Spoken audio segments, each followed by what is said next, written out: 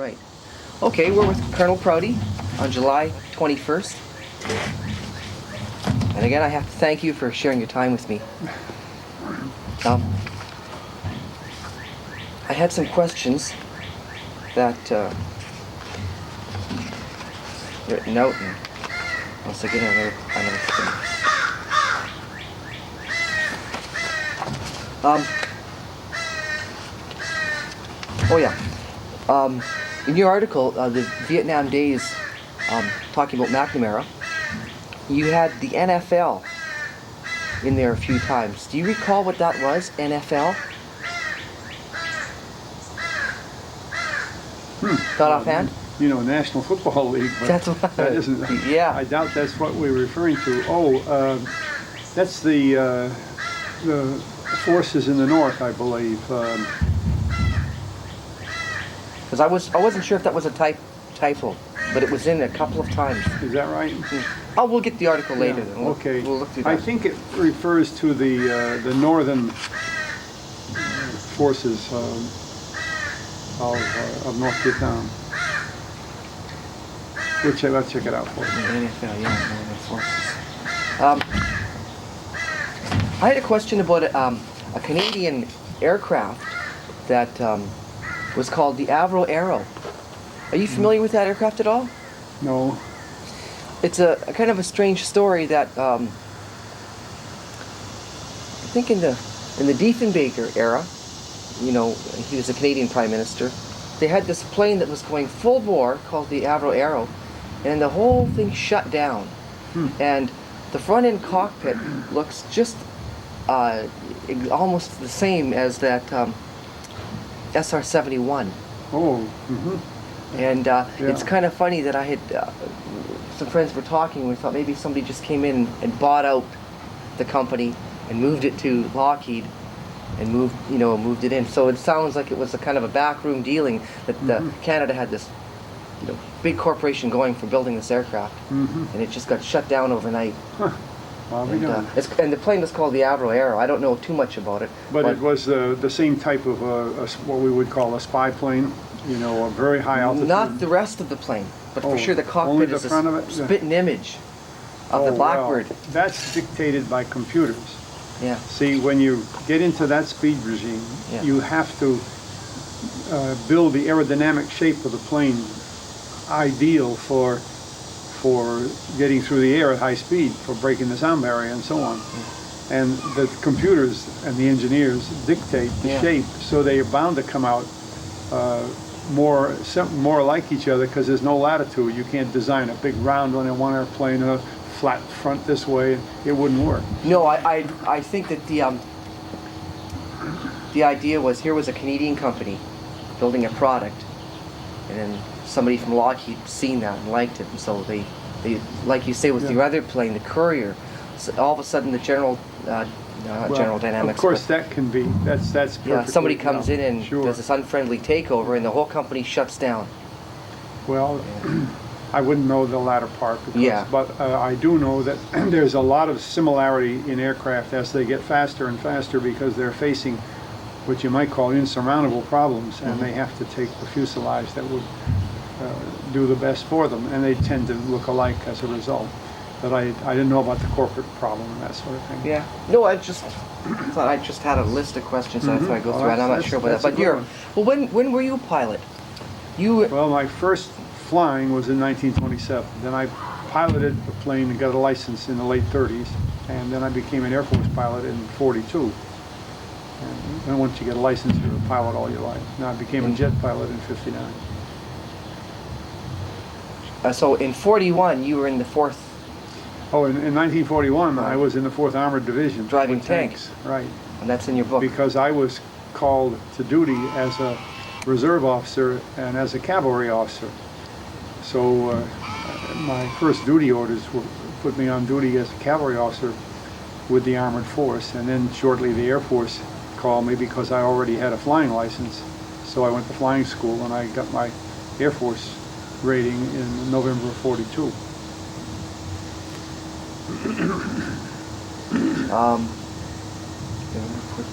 So you flew propeller planes.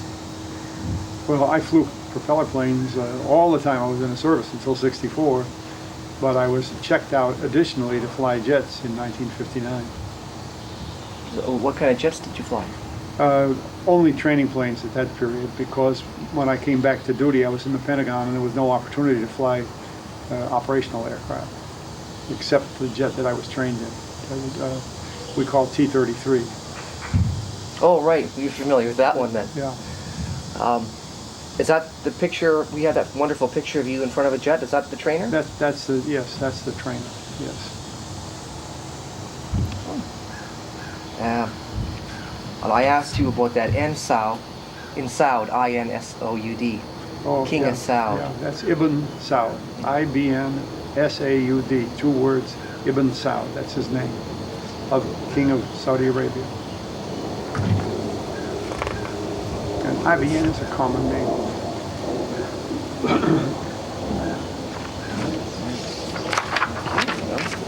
Oh, and then I had another. In one of your lectures, I heard you made a reference to the CIA operations or covert operations with regards to some Olympic activities. I was wondering if you had anything to say about that. It kind of made my ears perk up, thinking, oh, geez, what kind of covert operations would you have on spying on the Olympic team of another country, maybe? Well, I think part of it is the usual political game that's even going on this year. Is many of the competitors are from countries that in those days we called the communist world, you know. And even today the Cuban team comes here as sort of a special deal because ordinarily the Cubans wouldn't travel freely. It's that international game that goes on year after year. Well, the ringleader for that sort of thing, from one point of view, is the CIA. And they do it as a function of their intelligence charter to get all the intelligence they can on these different countries and so on. And I don't think it's any more than that, because after all, most of the people involved are nothing but athletes and younger folks. But if there's a residual to that charter today, I would think it's in that area, just sort of a bit of intelligence on that country.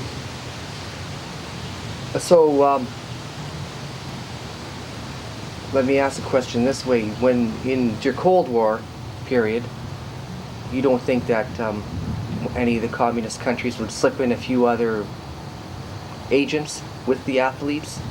Well, it's entirely possible. Of course, I must emphasize, I was never a CIA intelligence officer, so what they were doing is a purely presumption on my part. And of course, when I provided them equipment, I generally knew what they were going to do with it. So I did learn a lot about what they were doing from that function. But I never got the product that they produced. That all stayed within the intelligence channels, and that wasn't my area for it. Yeah, fair enough. Yeah, I do know quite a bit of what you did do, but when you mentioned that, I'd never heard you mention anything. So I rarely do, unless there's some other relationship to work that I was doing, like if we provided airlift for them or for something else like that. Yeah. Then they'd be involved. You know, there's quite a bit of Olympic talk. Yeah. Every channel I flipped to yesterday is Olympics.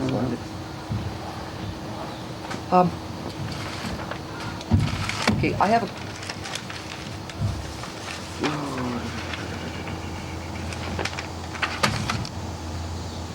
Here are 2 questions from someone who left us a message on the internet.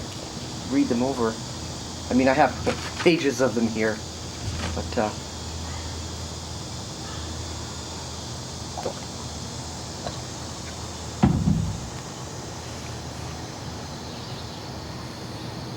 You're referring now to this business of General Lansdale being tagged as an operator?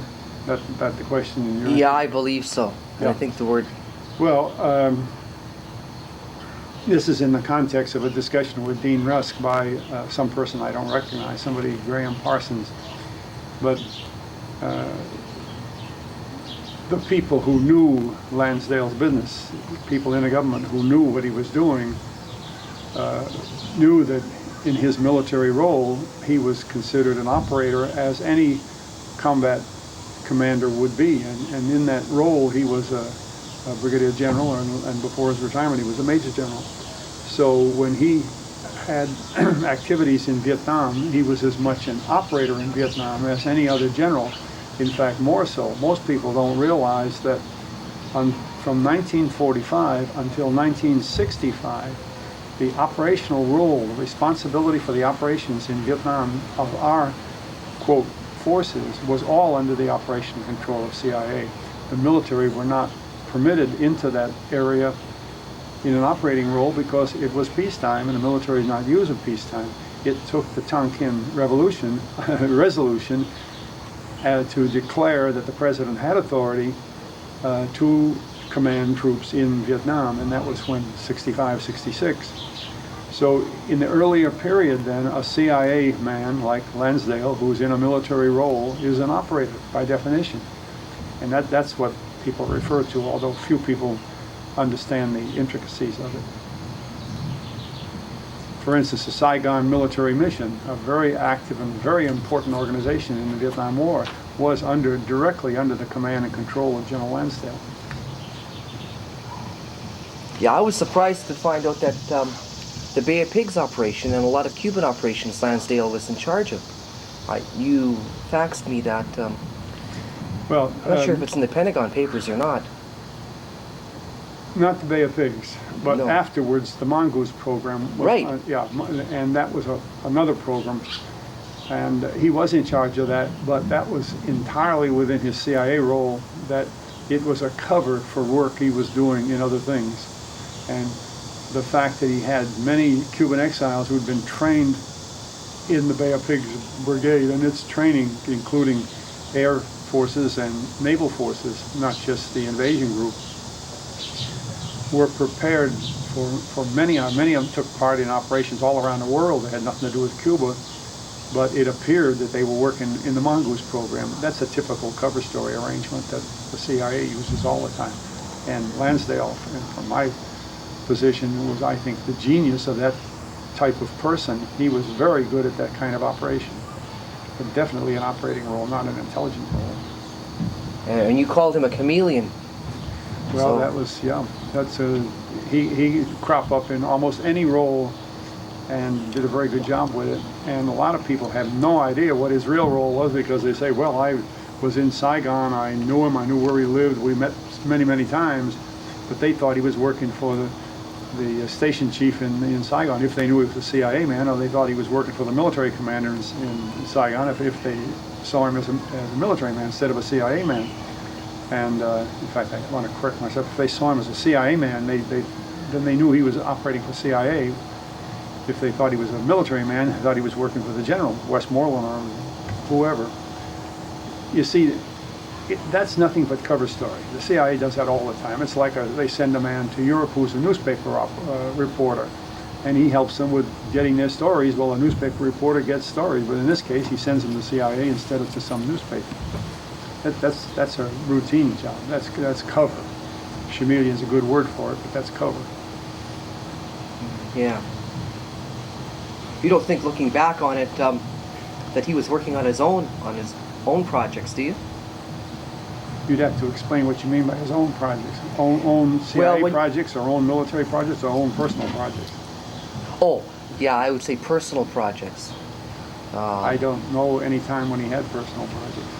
He was always working, he's always a CIA man. I mean, since I know, I might as well be very frank about it, since I know him ever since 1952, I knew him very well. I knew he was a CIA man all the time. Right. And I was related in CIA work in 52 from a supporting side. So I never looked at him as anything but a CIA man. I had no reason to. I knew who he was and what his role was. Okay, well, let me rephrase that then. You had mentioned that through your sales of the Helio Courier, that you had set up sales or teams of these planes. You later found out that they were used for other situations, which was not in the military. And some of these operators had set up their own operators, whether it was running guns or running drugs, that was outside what they were supposed to be doing. Well, as one example, you cited that fella in Argentina who was just ordering gear and then selling it. Well, there were cases of that. the best example is North and Secord using the system to acquire equipment like tow missiles, I think was the thing that they became mostly famous for. And then supposedly the revenue from the sale of tow missiles to Iran was to be used to support the Contras. Well, of course, that's a fiction created by Mr. Meese to cover the whole story for the Reagan government. But because as soon as he said that, everybody dropped everything else they were doing and started looking that way. Well, you see, they couldn't say openly that during the Reagan administration they were permitting some relatively junior officers, Secord and North among others, to sell missiles to Iran and put the money in their pocket. They had to have a reason for that happening while they were in control of the government. So Mr. Meese very cleverly said, oh, well, we were using that money, we were raising that money to support these Contras. Well, the Contra was a government-approved program, and therefore its support, just like the Bay of Pigs, was always supported by U.S. money and people and equipment. In fact, that's what my job was. When they needed support, I'd provide what they needed. I did that under government orders for 9 years.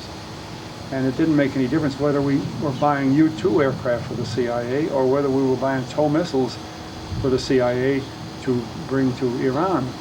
But then when people saw that there was a chance of making a lot of money with that game and they diverted things like that and then kept the money afterwards, it became a different game. But they all have to know all the intricacies of this thing to explain it properly, because there was an awful lot of that kind of transaction which was perfectly legal and lawful, being done under orders. Yeah, but I think the conclusion of your book, The Secret Team, is that this clandestine network has now got out of control and it doesn't take its orders from anyone else. In fact, it just decides what it wants to do and does it. Simply because I have tried to make clear in the book that the so-called clandestine effort, the people that run that, are, in many cases, 90% I'd say, above the government level. Right. And through their consensual decisions, whereas like Eisenhower defined them in one group as the military-industrial complex, military being used as an adjective. They are not military and industrial, but military-industrial as against newspaper industrial or automobile industrial. The military-industrial complex was deep in the money-making of these games, and that's just a business that gets approved by the National Security Council. But when people take advantage on the outside and put the money in their own accounts, or steal it, or buy drugs with it, and then sell the drugs, that's unlawful, no matter who you're working for. It's complicated, but it's in the other side, all illegal things are complicated. Yeah, but like you've mentioned with the people in Dallas, if you know you're not going to be arrested, you just walk out calmly. You don't have to worry about a thing. You know. And so when I was back to my question about Ed Lansdale, if he was quite the chameleon back then, at some point he must have realized, well, I seem to be floating through the cracks. You know, I can work on my own if I want to. And you had mentioned another story of a fella named Hand, who started his own bank in Australia. Under his name, but not his own bank. So he's okay, under his name. Well, it's Frank Wisner was publicly known as the man in charge of our support of the Indonesian rebellion in 1958. One of the biggest programs the agency ever supported overseas. Well, that wasn't a secret that Wisner, at least it wasn't a secret among people in the government, that he was running this big campaign. Well, in the same thing with Lansdale, if he's assigned a job like SSM, the Saigon Military Mission, in doing that, he has to get personnel, he has to get weapons, he has to get money, he has to get food, everything he needs. And by direction of the U.S. government policies and NSC 5412, they have to be supplied by the military covertly. And then his organization can carry out whatever they're operating on. And that, of course, goes all across the government, not just Lansdale program. Yeah, and you have also mentioned that so many other operations, once they had their job done, there was they moved on to new careers. Mm-hmm. And whether it was smuggling drugs or whatnot, a lot of those people in Vietnam never came back as a choice. Well, so they're listed missing in action, but they're set up somewhere and they're happy. See, what people don't seem to realize is, in many cases, missing in action is no more than what you just said. The men made tremendous amounts of illegal money, and for reasons of their own could not afford to return home. Therefore, they're missing in action. But that has a legal base behind it. As long as a man is missing in action, by government law, his family must draw the pay that he was being paid, or its incremental increase that his similar members of the military would be drawing, as long as he hasn't been declared dead. He's living, and all the records show he's in the military, but he's missing. And so every month his beneficiary gets a check. Furthermore, from that check, say it's his wife, she generally makes a payment to the man's insurance policy. So the insurance industry has a big stake in this missing in action POW thing, because every month they're getting checks from the families, because the checks get the pay from the government, which is proof enough that the man is alive, we'll put in quotes. And so the insurance company benefits, or stands to lose if they declare he's no longer missing in action, because if he's declared to be dead instead of missing, they have to pay off the amount of the policy, say $200,000, and that's an expensive overhang against the insurance industry. So most people don't realize that this so-called League of Families for Missing in Action, POWs and Missing in Action, was really incorporated in the District of Columbia by the Reinsurance Corporation of America, not by these dear ladies who were the wives and brothers and sisters and so on of the men that were, quote, POWs. But they received the support from reinsurance to further the fight. Not the support, they got their leadership from them. Through the reinsurance industry. This is an enormous amount of money, which continues even today. What happens to men caught in Bosnia? What happens to men caught in Desert Storm? What happens to people in any other place where there's combat if the man is missing? The same laws apply. His family is paid, his insurance policies are paid, there's the overhang of the eventual payoff if he's found to be dead. So the insurance company is very much under the cover of that kind of a problem until it's satisfied one way or the other. And many of the people that are missing in action, faced with that, have got themselves painted into a corner, so now they can't come home and say, hey, I'm not missing anymore. And the family, the check stops coming in, the insurance company's liability stops there. And you know, it's a business deal. People don't realize this is a business deal in most cases, even though we all understand that we're sympathetic to the families who have men who are POWs or missing, but a lot of them are supporting. They know the man's alive, but they don't want to give up that monthly check. A lot of them on that side. I was the original financial advisor to that committee, and at the first meeting I went to, I realized that it was run not by the ladies of the League of Families, it was run by the Reinsurance Corporation of America. In fact, the legal papers are on the records of the District of Columbia, just like any other organization that's formed.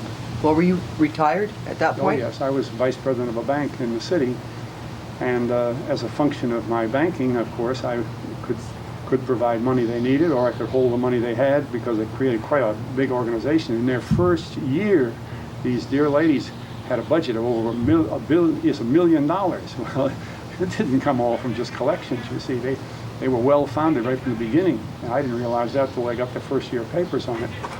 And the reason I got on it was that a general in the Pentagon called me one day and he said, Prouty, you have experience with prisoners in World War II and in Korean War, which I had.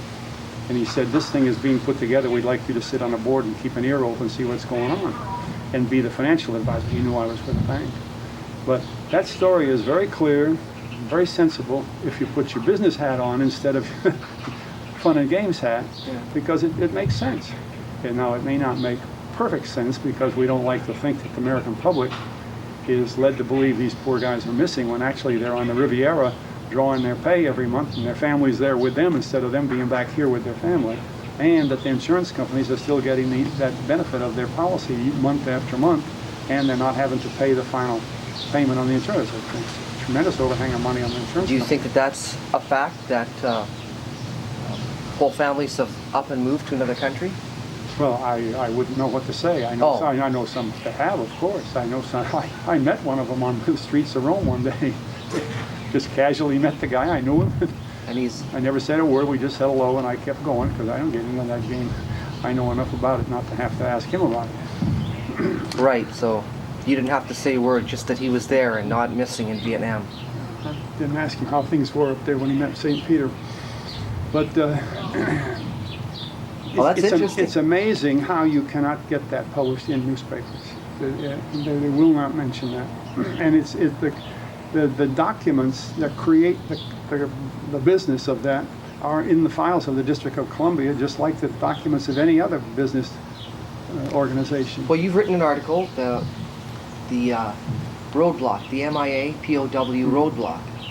So that outlines it. I think.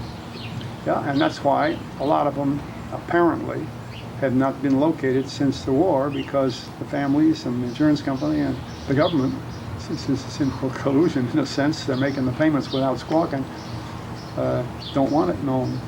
So where the people are, and of course in some cases, now when I ran a squadron over there, I had men that were making enormous amounts of money within the squadron for various reasons. A lot of GIs make money, a lot of officers make money during a war.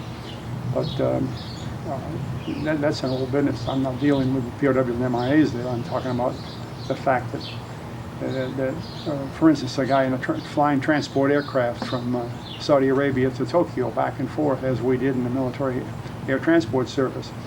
If he picks up a box in Burma as he goes by, and that box, instead of being loaded with books, is loaded with opium, he's making money.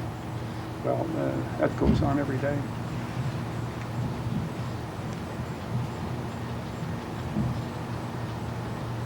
The Nguyen Han Bank you mentioned, that's an interesting thing. They needed a bank in Saigon to keep money locally for the operators that were working for CIA, and it had to have a legitimate reason for being. So they used a young man that was with the agency. They used to be in and out of our office, Lansdale's office and my office in the Pentagon, named his two hands, from Michael Hand.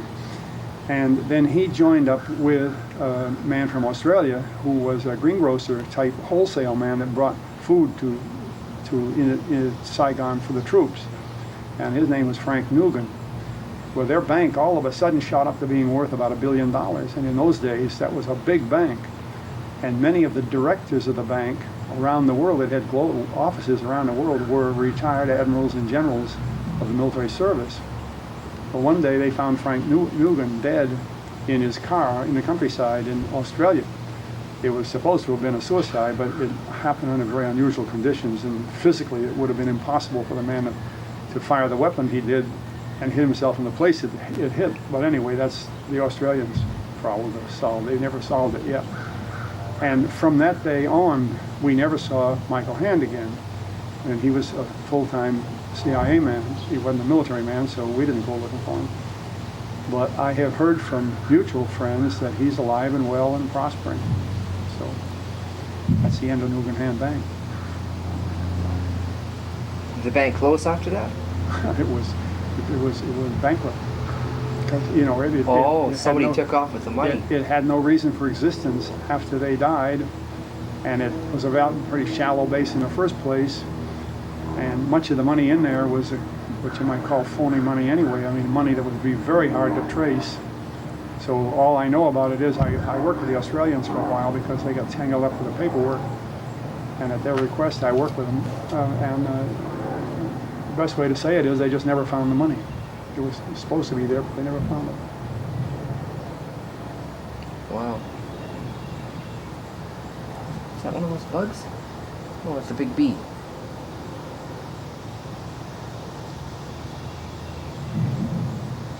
See him over there? The fellow there? Yeah. He's a different kind of a bee. He comes around here quite often.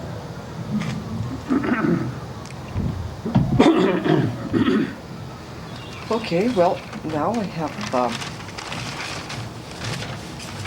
do you want to talk about Alan Pope? Well, to the extent that I know him, you know, that I know of him. I never met him. I don't know him otherwise. Listen, your glass is empty. Run in and get me just a bit of water. Could you do that? And I Sure. won't have to get untied from this. Pause that.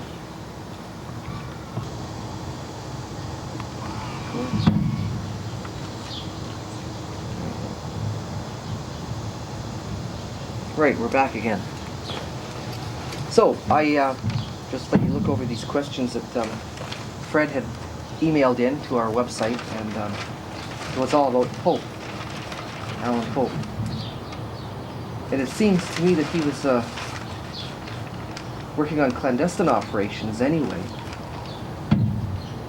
And you mentioned him in your book, The Secret Team, the fact that he had been shot down, but much like Gary Powers, he had identification that normally is prohibited on a flight. Yeah, we were stunned to learn that because the pilots on those flights, and of course there were more B-26s than his, and there were more pilots than Pope. That operation in Indonesia, as I recall it, was the largest operational activity the CIA had ever undertaken. And we had reopened, we might say, an island in the Pacific that had been a military war base during the Pacific for bombers in the war against Japan during World War II. So we had a whole base there. And then we operated out of Manado, which is mentioned here. And it was a pretty good sized operation. But what blew it up was, it was ostensibly, we will say, being operated clandestinely, and nobody knew who was supporting the rebels. Well, of course, that's fantasy, but that's the way it was being operated.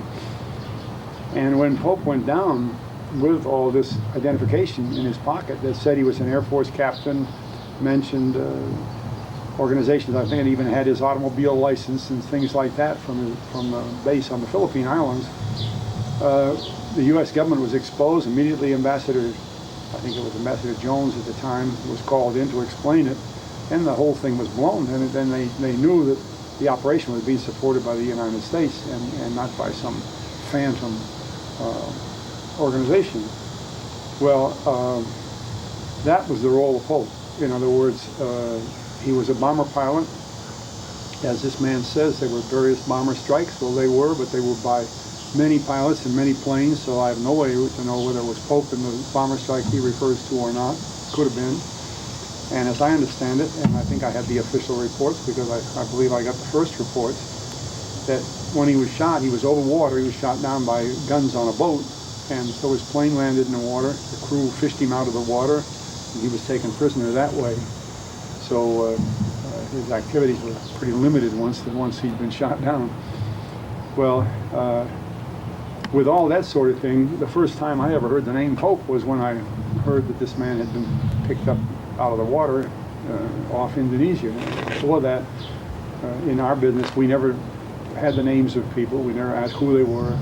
We just brought qualified men into the business and then let the operators command them. So I can't claim to know Pope or very much about him except from the operational side. Let me refer to questions.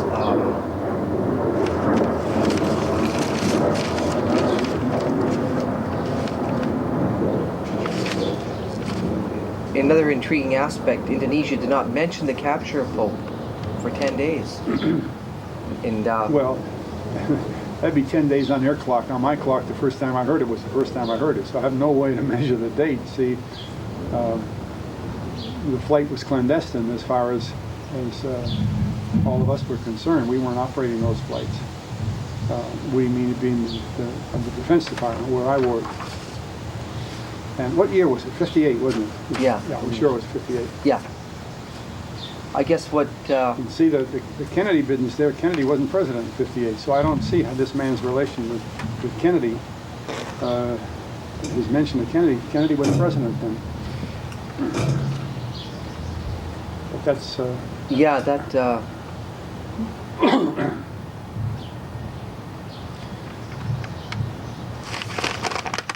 he had... Oh, here, he says, in 1962, Robert Kennedy talked Pope out of jail. So well, Robert Kennedy went there. What he did is, because we knew the man was being held alive in Indonesia, we tried the same thing we're doing with the Vietnamese. There's an MIA, or POW, whatever category you want to call him, and we wanted to negotiate to bring him back.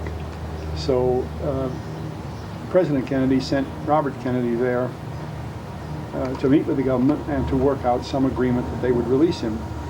And they did that, and they released Pope, and he came back.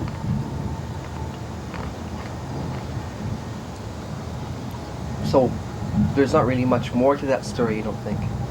Well, he's elaborated the story correctly, I assume, to the fact that there were bombings and all that sort of thing, but Pope was only one of many, and I can't tell who he's referring to when he mentions some raid on Manado or in South, when he talks about General Nasution and things like that. I knew Nasution was leading the opposition. I mean, we had good records of everything that was going on, but right. In what he's saying here, he relates it all to Pope as though Pope was a story. Like he's confused with Gary Powers. Gary Powers was the only story on his flight in 1960. So there's no way to answer all the other questions under the name Pope. It doesn't work that way. They had that one man, and he happened to have ID with him, which is not, that's against the regulations of the agency, so it should not have been done. How he happened to have it with him, I don't know if anybody ever had any idea how he happened to keep it. Ordinarily, we strip the guy down, a doctor checks him, they put on a suit with no buttons, just zippers, and no pockets, and he goes with nothing, you know, and that's the way clandestine work is done. It sure reminds me of Gary Powers, though. You know, Yeah. It makes me wonder if this was another operation set to fail. It is a technology that was ignored, and therefore it does stir questions. Did somebody change the policy for his own ends for some reason that was not normal? Because normal is the pilot walks into a room where there's a doctor, and he goes through the doctor's inspection, and he has to take all his clothes off, empty his pockets, and then he puts on a flying suit. Actually, we went to the trouble of having a flying suit made of cloth that was from another country, and zippers made from another country, none attributable to the United States, as the plane went out. The plane, all the ID in the plane, little serial numbers on different things in the plane are all filed off or were never put on in the first place. And that's how you run a clandestine flight. Well, none of those things were followed in the case of either Powers or Pope. And in each case, when they went down, it completely embarrassed the operation and closed it down, that kind of thing. There is a similarity there, yes. It makes you think somebody, for some reason or other, wanted Pope to go down that day and prepared things for it. And Eisenhower was president. When Pope went down? Yeah. Yes. So if that's the case, that would be a second embarrassment to Eisenhower. Oh yes, definitely. Because he approved, you see, by definition, by law, the approval of clandestine operations in this country must be set up by the National Security Council only. No other part of the government has the power to run clandestine operations. And that's only 4 men: the President, the Vice President, the Secretary of State, and the Secretary of Defense. And I'm speaking of that period when I was working in the business. Yeah. If they've changed the rules since then, that's somebody else's business. That's what it was in my time. So Eisenhower would have to have had the key vote on the National Security Council. But since the Security Council directed the operation, then we could say Eisenhower was as responsible as the other 3 men. But as you mentioned, in the secret team going around people's behind their back, going around them. In another interview, you had mentioned that you actually did have knowledge that Gary Powers' flight was meant to fail. Well, it was no accident. In certain ways, because even Mr. Dulles, Allen Dulles, in testimony before the Senate International Foreign Relations Committee under Senator Fulbright, Allen Dulles himself said that Powers wasn't shot down, that he came down due to a mechanical problem. Well, I had been told, for whatever it would be worth, that and I got this in a note from a person in level of the Office of Secretary of Defense, that certain people fixed the plane so it came down, and Gary Powers would know nothing about it. But you made reference to those 4 men. Yeah. And, You said it was, yeah. pardon? Well, in one of your interviews, you mentioned that a fellow had come in to see you and say he had just had a little note, like a phone message note with 4 names on it. And you see that? We figured out what really happened. And these guys set the flight up. He was an associate of theirs. So that's true. And secondly, you had mentioned as part of your job, somebody had asked you to deliver a special hydrogen tank for the hydrogen fuel. Well, Special. not a special one. My job was... What I meant was,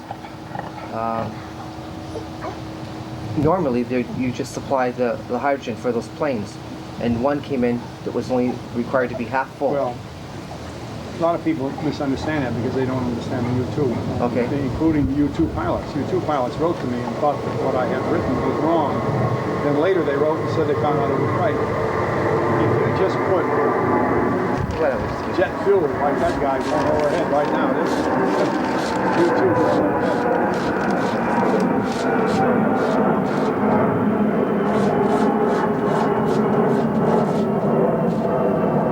If you just put aircraft fuel in a jet, it can fly to maybe 65, 70,000 feet and burn the fuel.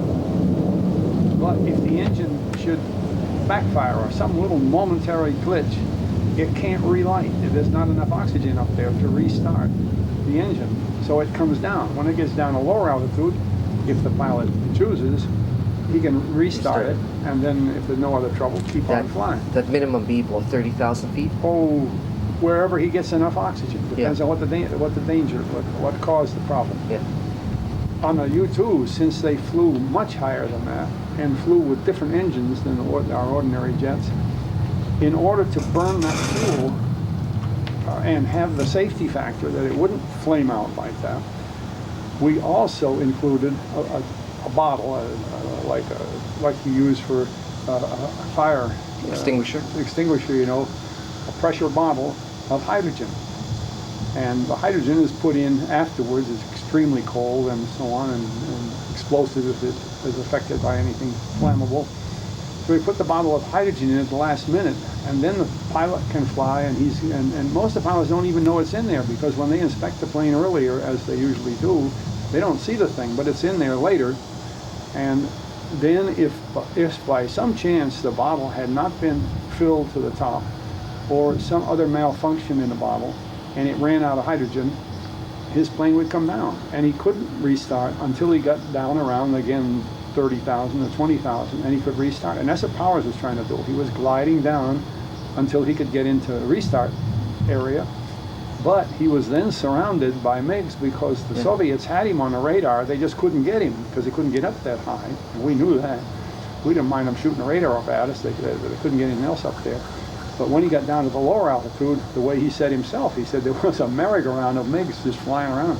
So he's not about to restart. He just glided down and landed in a field. And that's what Eisenhower wrote in his own book. It says Gary Powers landed in a field. Well, people ought to know that. Now in Pope's case, there's no hydrogen bottle involved. He just was shot down, he claims, by guns on the deck of the ship that he flew over. And the ship was not his target. He went not after the ship. But he had only land targets. But he flew over the ship and they shot him down. And then this fellow's last question was, Pope is probably still alive. I wouldn't have the slightest doubt. Would he be taken care of? Just pension, military pension? Just asked to relocate? Sure, he was always an Air Force officer. He wasn't a CIA man. He was always an Air Force officer. We don't cut him out of the Air Force when they work. Well, it seemed to be this guy might be looking for him to get his side of the story. Yeah, but there's no way to know, because first of all, it was none of my business. We didn't ever use names. He wouldn't know who I was, and I wouldn't know who he was, and we didn't do it for business that way. We kept it that way. There were thousands of men in the CIA that my system had put there, and we weren't about to be, myself or the people that work for me, to meet them face to face, except in very unusual situations. Well, one last question about the U-2. In other interviews, I heard that was your department supplying hydrogen for the program. My department supplied everything. You know, our job was to provide the military support, and this is the quoted words of my job, to provide the military support of the clandestine operations of the CIA. So, and that covered the whole Defense Department. If they needed pencils for some reason, we brought them pencils. If they needed gasoline, we provided gasoline. If they needed 100 men, we provided 100 men. We might provide 300 so they could take their choice, that kind of thing. But whatever the request was, whenever we found out that the U-2 was going on a flight, we had the pilot, we had the plane, we had the fuel, we had everything it took, and among other things was an ordinary, for this kind of flight, was an ordinary bottle of hydrogen. And without the hydrogen, if it wasn't put on, there's where the problem of the plane coming down, and that's what Alan Dulles explained, that he had a flame out and came down. Alan Dulles put that on the congressional record in May of 1960. Why people can't read a congressional record and see that, I'm amazed, because it's right there, been there ever since 1960. Well, I think it has to do with people have to make an effort to actually unlearn a story they've been told. And that effort is going to take some effort. What do you mean it wasn't shot down? See, what they are not looking at is it was in Khrushchev's interest to say he shot it down for his own people. He couldn't admit that for 4 years we've been flying over Russia and that they didn't have the ability to shoot the plane down. So the minute one came down, he had no choice but to say that it was shot. I bet he didn't even ask his commanders how the heck it came down or where it was or whatever in the first instance. And the fact that it landed safely and he had the pilot alive and well, he didn't release that information until 5 days later. And then he said, look, I hear all these stories coming from the United States about what Powers was doing. He said, they don't seem to know that I've got the pilot here alive and well. Well, that changed the whole scenario. But it's Khrushchev who said the plane was shot down. And then later, our people, including Alan Dulles and President Eisenhower, said, no, it wasn't shot down, he landed. Well, by that time, the newspapers and everybody else got set on the idea it was shot down, and so they just kept printing it stupidly when it appeared in the congressional record. They apparently don't read the congressional record. When I wrote it in my book, even U-2 pilots began to tell me that it couldn't have happened because U-2s don't fly with hydrogen. They weren't aware of all that either, so that was quite unusual. They weren't aware of the fact that U-2 that Powers flew had a different camera in it entirely than the usual camera for U-2s, because the camera was a bigger secret than the U-2, and we didn't want, whoever knew that the plane was going to come down didn't want to expose the camera, so we had an ordinary old 2-bit camera in there for the reconnaissance, and not the bomber camera, World War II bomber. Well, whatever camera, and just a reconnaissance camera. And the Lundahl, the beautiful camera that was doing the work for the U-2, the thing that made the U-2 special, was not in that plane. Yeah, and we're going to have a picture of that. In fact, we'll try to get both. In another interview, you mentioned you've got the serial number of the camera. Yeah. Yeah. So that's... So... and that would probably be when the Soviets were displaying all the wreckage, they would have had that on a big... They had it on a table in their court trial. See, they had this big show, invited reporters from all over the world for this wonderful trial they were going to hold. And as they did, they showed all the equipment. Well, among other things, the Lockheed people looked at every picture carefully, and they sent a note to the Air Force saying the parts they have that they had said was the crashed parts of the plane aren't the Lockheed, but the parts on the table where they got the plane later when it didn't crash and they were whole, that is the Lockheed, the U-2. So the Russians were playing a game with the thing the same as we were, for their benefit.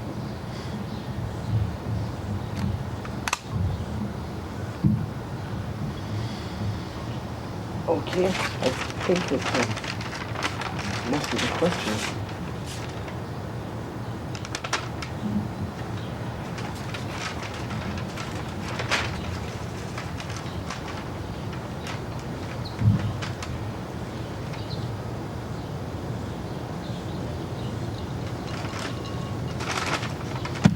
Right, okay.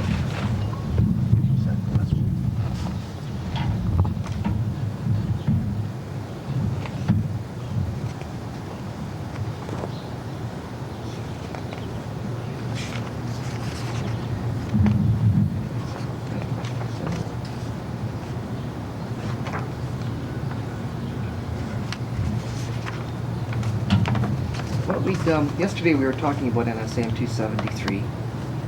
This whole date of when drafts of that were made up and people's different recollections of really what went on. And you really think that's a telltale sign? Anybody should really study 273 to see who wrote it and when it was written.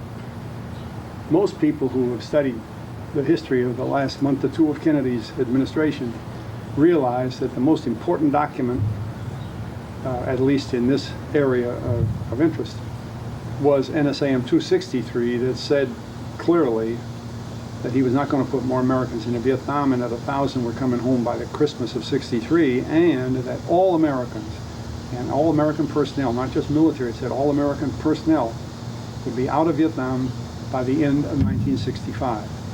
Now that document and the papers that followed it was an explosive paper, wherever you talked about. In fact, in those days, you couldn't walk down the Pentagon halls without hearing not the words about President Kennedy. It was always that goddamn Kennedy. It's just explosive in the Pentagon when he came out with that document. And yet the people that the document was attributed to were the Secretary of Defense, Mr. McNamara, and the Chairman Joint Chiefs of Staff, General Maxwell Taylor.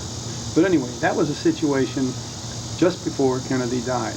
And that was Kennedy's plans, because he was going to use that document politically for re-election, and he would have been re-elected, and then carry it out. So that was what all of us were planning in the Joint Staff for the future years in Vietnam. Well, on the 20th of November, a month after this NSM 263 was published, there was a conference in Honolulu, because in the interim, the Diem brothers, the president of Vietnam, and his brother were killed in Saigon.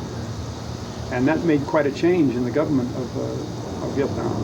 So we had a Honolulu conference to discuss Vietnam and what to do in the future as a normal function following the murder of the president of Vietnam. It wasn't due to any other situation like a change in the military situation or all that sort of thing. It was directly due to the assassination of the president and his brother. His brother was, most people say, stronger in the government than he was. So about 60 experts from the United States went to Honolulu to this conference on the 20th of November. And a whole team of people came from Saigon, including the ambassador, Ambassador Lodge, and they had this conference. On the 21st of November, they started flying back to Saigon. The others were flying back to Washington. And lo and behold, in Honolulu is the Kennedy cabinet. All the cabinet, except for a few who had been at the conference and were going back. And they were on their way to Tokyo. In all my military and government experience, I had never known the U.S. cabinet to be on the same airplane going to the same destination at the same time. First of all of their interests are separate, like Secretary of Commerce, and Secretary of Agriculture, and Secretary of Defense, and so on. They were on an airplane on the way when they heard the news that the president had been shot on the 22nd of November.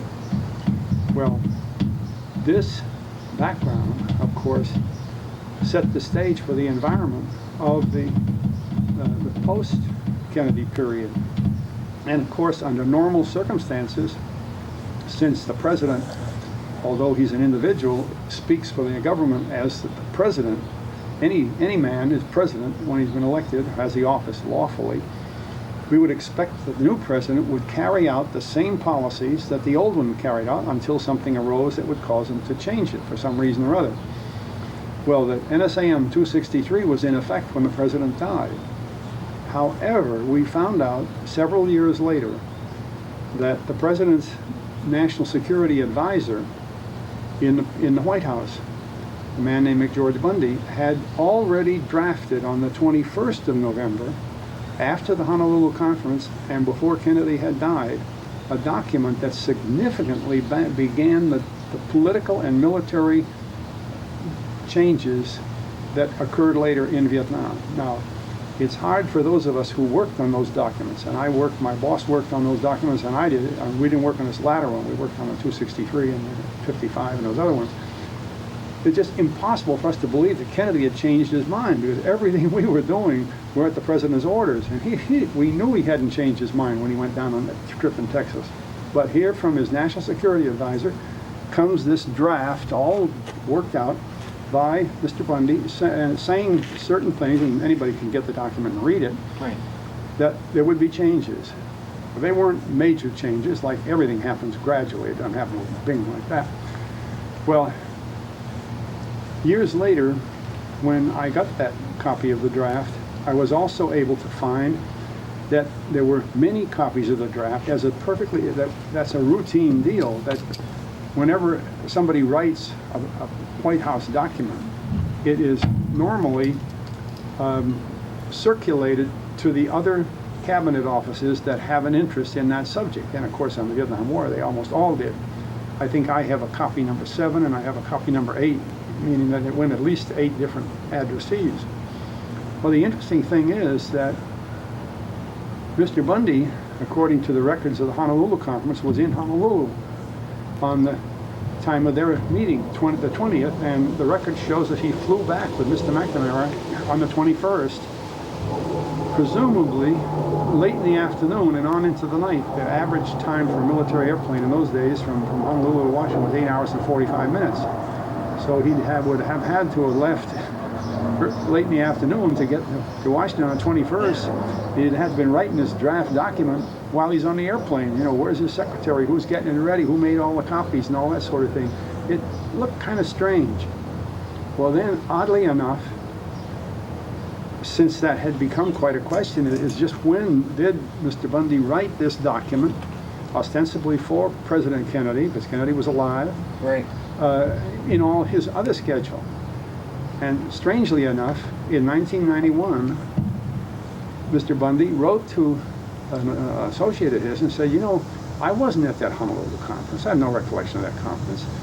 And we thought, well, then he was probably in the White House, staying there to work on this document and getting all these copies out to the other people as a function of his job. Then we find out that when you open up the records of the Honolulu conference, and I have the complete records, and I have the original copies of the original ones, not some recreated things, it includes Mr. Bundy being in Honolulu. And about the same time, Mr. Bundy writes a letter again with a 1991 date on it that says, I have been thinking about your earlier question, and I realize now that I did go to Honolulu. I was there. Well, now he's got himself in a box. How was he there, and how did he write this intricate and very important document? And where did he get the information? Because if he was in Honolulu, how could he have talked to Kennedy about something that was as late as a change in plans for the whole Vietnam War affair, which Kennedy had already put in concrete only a month earlier? Kennedy wouldn't have changed that. So we begin to worry about this document 273. Then on Monday, well, the Pentagon Papers has an interesting little interlude there. With all these dates, the Honolulu conference on November 20th, they do the Pentagon Papers, as you know from your research, goes chronologically. And on the November 20th, Honolulu conference, and a little paragraph about that. November 21st, the conference ends and the conferees go home and all that.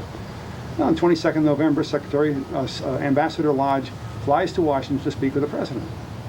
Well, it occurs to me, the reader, that the 22nd of November 1963 was the day Kennedy died. So which president did Lodge fly to Washington to speak to? So I look at the 23rd of November. 23rd of November, Lodge continues his discussion with the president about the matters of this. Now, this is a hell of a way to write history, and yet the Pentagon Papers, you know, are the official history of the Vietnam War from September 2nd, 1945 until the present, which was 1968, when they were finally finished, as assigned to one of his own assistant secretaries and a whole team of people, 36 men, to write them. And it's supposed to be the history of Vietnam, and they didn't even know Kennedy died.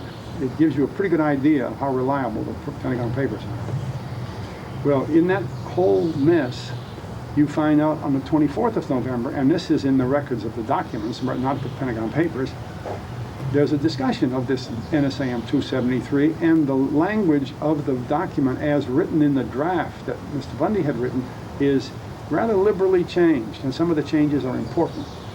Then on the 26th of November, the document is approved by the President and published as a formal government document, NSAM 273. That's when the first time the number went on it, and the date 26 November, 4 days after Kennedy died.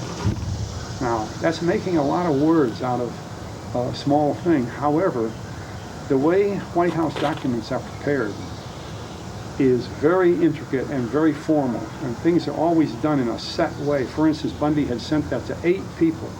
Did he have 8 answers by the 24th from all those people? And did he have those 8 answers so he could give them to the President on the 26th when the President signed it? We have no record of that whatsoever. An interesting thing is that in writing to his brother, Bill Bundy, who at that time was an assistant secretary in the Defense Department under McNamara, a letter to Bill Bundy about the document, Bill Bundy directly responds to the letter writer that I have no recollection of NSAM 273, and yet I have a copy that his brother, McGeorge Bundy, sent to him, and also it says, and discussed this with Secretary McNamara. Well, that's kind of strange, because McGeorge Bundy, the writer of the document, was on the airplane all day long with McNamara on the 21st, and he could have been discussing it all day with McNamara in a normal, logical sense. Maybe they just talked about the restaurants in Honolulu or the beach at Waikiki, for all I know, but they should have been talking about why have his brother take it over and discuss it with McNamara, the man he'd been with all day long. See, then a little later, Mr. Bundy, Bill Bundy, the Assistant Secretary, writes in return letter about the document. He says, I never heard of document NSAM 273. You see, there's something very, very important in there. As though somebody was in this business that knew Kennedy was going to die and would change the policies in Vietnam. Or there's almost no other way to explain this. And I've got a whole file of those documents that were the normal process. It's not abnormal to see the whole file. What is abnormal is the chronology of these people, how they were in Honolulu, how the cabinet was going to Tokyo, how Kennedy was in Dallas, etc., and you know the whole story. But it's an amazing period. You're one of the few people that would recognize this because you worked on 263. Well, and I worked on any material that came from the White House like that because my boss was there almost every day of my business. And you know, when we were using 263 in the movie JFK as an important document from the White House, before the film ever hit the theaters, major writers were writing, like Tom Wicker of the New York Times, and I know Tom, he's a very reputable writer, but for some reason he wrote, Oliver Stone is being given bad advice, there is no such document as NSAM 263.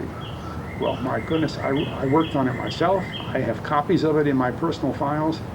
Why is a man like that in the New York Times writing something like that when his boss at the New York Times at that time was the same man who put together the Pentagon Papers for Mr. McNamara, Les Gelb?